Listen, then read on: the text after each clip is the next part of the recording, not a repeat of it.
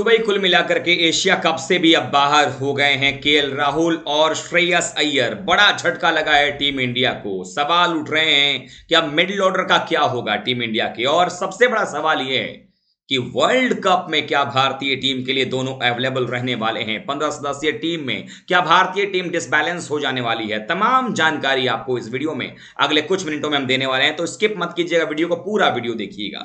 दरअसल भारत और वेस्टइंडीज के बीच में T20 सीरीज की शुरुआत आज से होने जा रही है। उसके ठीक एक दिन पहले खबर यह आई थी कि केएल राहुल ने एक तस्वीर पोस्ट की और ऐसा बताया कि वो अपने विकेट कीपिंग ड्रिल कर रहे हैं। चारों तरफ मीडिया में इस बात की हलचल मच गई कि विकेट कीपर जो है अब फिट हो गए हैं, आने वाले हैं, अभी खेल जाएंगे, अगली सीरीज खेल जाएंगे।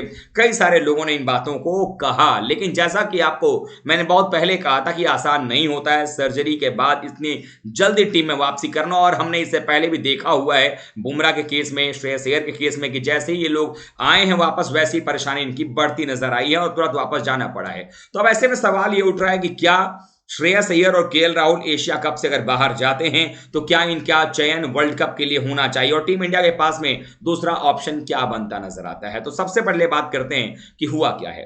दरअसल मई के महीने में आईपीएल के दौरान केएल राहुल चोटिल हो गए थे। 5 मई का वो दिन था और उसके बाद उनको सर्जरी कराना पड़ा। सर्जरी के बाद धीरे धीरे रिकवरी कर रहे थे। वहीं अगर देखें अय्यर की बात करें, उनको भी जो है परेशानी हुई थी और उसके बाद लगातार वो आए भी मार्च के महीने में ऑस्ट्रेलिया के खिलाफ टेस्ट सीरीज खेलने, लेकिन एक ही टेस्ट मैच के बाद उनको वापस जाना पड़ा। लेकिन जब भारत वर्ल्ड कप की तैयारी कर रहा है अपने घर में, तो सबसे बड़ा सवाल यह था कि आपके नंबर 4 और नंबर 5 के दो सबसे बेहतरीन बल्लेबाज, नंबर 4 पर शानदार औसत है श्रेयस अय्यर का, वो चोटिल है, एनसीए में है। नंबर 5 पर बेहतरीन बल्लेबाजी करते हैं केएल राहुल, वो एनसीए में है। और इन दोनों बल्लेबाजों की उम्मीद थी कि कम से कम एशिया कप में वापस आ जाएंगे, और ऐसा अय्यर के बारे में कहा जा रहा था कि वो तो आयरलैंड सीरीज भी आ जाएंगे।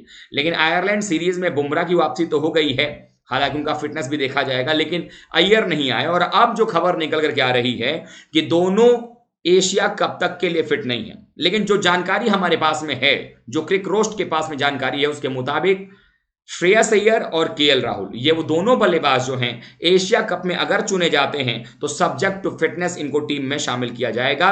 ये देखते हुए कि अगर इनकी फिटनेस बेहतर होती है तो फिर ये टीम के अंदर में खेलते हुए नजर आ सकते हैं। लेकिन वही सबसे बड़ा सवाल है कि क्या इनको सब्जेक्ट टू फिटनेस टीम में चुन करके टीम इंडिया वर्ल्ड कप की तैयारी कर रही है। क्योंकि अगर ये फिट नहीं हुए समय पर और अगर आप किसी और को कॉन्फिडेंस नहीं दे रहे हैं तो फिर वर्ल्ड कप में जो हमारा अभियान है वो खराब ना हो जाए। फिर एक और जो सवाल है जो उठ रहा है और उसके बारे में चर्चा की जा रही है कि यह भी हो सकता है कि इनको एशिया कप में ना चुना जाए, या जब वर्ल्ड कप की टीम का ऐलान किया जाए तो फिर उसमें इनको इस तरीके से कहकर टीम में रखा जाए कि ऑस्ट्रेलिया के खिलाफ जो वर्ल्ड कप से ठीक पहले 3 ओडीआई मैच की सीरीज है वहां पर भी इनके पास फिटनेस साबित करने का और फॉर्म बताने का एक मौका होगा। लेकिन क्या यह सही होगा कि जो खिलाड़ी एशिया कप में हिस्सा नहीं ले रहा है, और अब अगर कुल मिलाकर देखा जाए तो जो अंतरराष्ट्रीय मैच है वो टोटल 9 मैच है। अगर हम एशिया कप का फाइनल खेलते हैं तो 6 मुकाबले और 3 मुकाबले ऑस्ट्रेलिया के खिलाफ, और वर्ल्ड कप के इतने करीब आकर के अगर अभी हमारा नंबर 4 नंबर 5 फिक्स नहीं है तो ये टीम इंडिया के लिए कहीं ना कहीं चिंता की लकीरें जो है वो बढ़ा रहा है। तो ऐसे में सवाल ये उठता है क्यों ना हमारे पास जो अभी अवेलेबल रिसोर्सेस हैं उसके मुताबिक ही बेहतर काम किया जाए, जिसमें कि संजू सैमसन, सूर्य कुमार यादव नजर आते हैं, ईशान किशन नजर आते हैं। तो इन खिलाड़ियों के साथ अगर आगे बढ़ा जाए तो फिर श्रेयस अय्यर और केएल राहुल की कमी शायद आपको ना खले। लेकिन अगर श्रेयस अय्यर और केएल राहुल एशिया कप में भी नहीं खेलते हैं और फिर भी टीम इंडिया अगर उन पर भरोसा जताती है कि वो आ जाएंगे, फिट हो जाएंगे, और अगर आकर के वर्ल्ड कप में एक आधा मैच में ही उनकी जो फिटनेस है वो फिर से अगर गड़बड़ पैदा कर देता है, अगर कहीं ना कहीं फिर से इशू होता है फिटनेस का, तो फिर टीम इंडिया कहीं की नहीं रह जाएगी। ऐसे में अब बीसीसीआई, टीम मैनेजमेंट और सिलेक्टर्स को सोचना है, खास करके अजीत अगरकर जो कि वेस्ट इंडीज में ही हैं, उन्होंने बातचीत की है टीम मैनेजमेंट से, राहुल द्रविड़ की बात हुई है, कप्तान से बात हुई है, और बहुत सोच समझ करके अगले एक सप्ताह के अंदर जब एशिया कप का जो शेड्यूल आएगा, स्क्वाड दरअसल जो आएगा, उसमें आपको मालूम चल जाएगा कि श्रेयस अय्यर और केएल राहुल टीम में आ रहे हैं या नहीं आ रहे हैं। लेकिन अभी के जो कयास लगाए जा रहे हैं, जो सोर्सेज बता रहे हैं, अलग अलग रिपोर्ट्स बता रही हैं कि श्रेयस अय्यर और केएल राहुल का एशिया कप में खेलना संदिग्ध है। लेकिन मेरी जानकारी जो है वो ये है कि शायद इनको सब्जेक्ट टू फिटनेस टीम में रखा जाएगा, और अगर ये फिट साबित कर देते हैं अपने आप को तो एशिया कप के कुछ मैचेस और उसके बाद फिर ऑस्ट्रेलिया के खिलाफ सीरीज है, फिर वार्म अप मैचेस होंगे, और उतना काफी होना चाहिए इनके लिए वर्ल्ड कप में खेलने को लेकर। लेकिन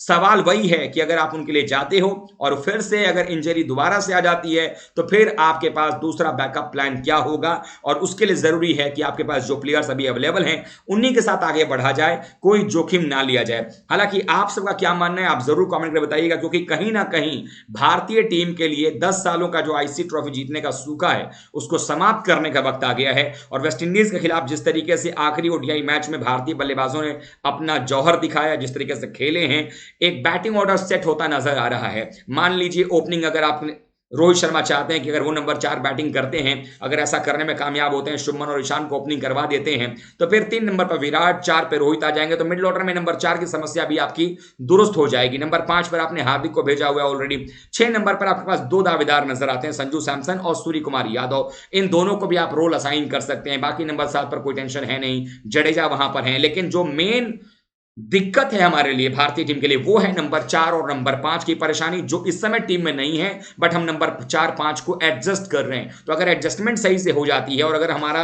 ये अगर एक जो प्लान है, जो हमारा प्लान बी आप कह सकते हैं, जो एक कॉम्बिनेशन है, अगर ये काम करता है तो फिर रिस्क लेने की जरूरत नहीं है। क्योंकि अगर आप रिस्क लेते हैं और वो अगर आपके लिए पे आउट नहीं करे फिर दिक्कत हो जाएगा। तो आप सब क्या सोचते हैं? मेरा कोई फीडबैक नहीं है, आप सब फीडबैक दीजिए कि आखिरकार जब अय्यर केएल राहुल पर एशिया कप को लेकर संशय के बादल मंडरा रहे हैं। ऑलरेडी मैंने आपको बताया था, जब आयरलैंड की सीरीज के लिए नहीं चुने गए तो मैंने बता दिया था कि ये अब वर्ल्ड कप भी शायद ना खेलें, और अब एक कंफर्मेशन और आ ही गई है कि एशिया कप में भी शायद उनका खेलना संदिग्ध लग रहा है। तो ऐसे में क्या वर्ल्ड कप के लिए हमें इंतजार करना चाहिए अय्यर और राहुल का, या फिर जो भी नंबर 4 नंबर 5 पर आप बल्लेबाज सेट करना चाहते हैं उनको पूरे एशिया कप में और ऑस्ट्रेलिया के खिलाफ सीरीज में खिलाया जाए, ताकि वर्ल्ड कप में उनके पास अच्छा खासा अनुभव उस पोजीशन का हो? आप अपनी राय कमेंट बॉक्स में लिखकर जरूर दीजिएगा। वीडियो को लाइक कीजिएगा, शेयर कीजिएगा, और अभी तक इस वीडियो में बने रहने के लिए आपका बहुत बहुत धन्यवाद। थैंक यू सो मच दोस्तों।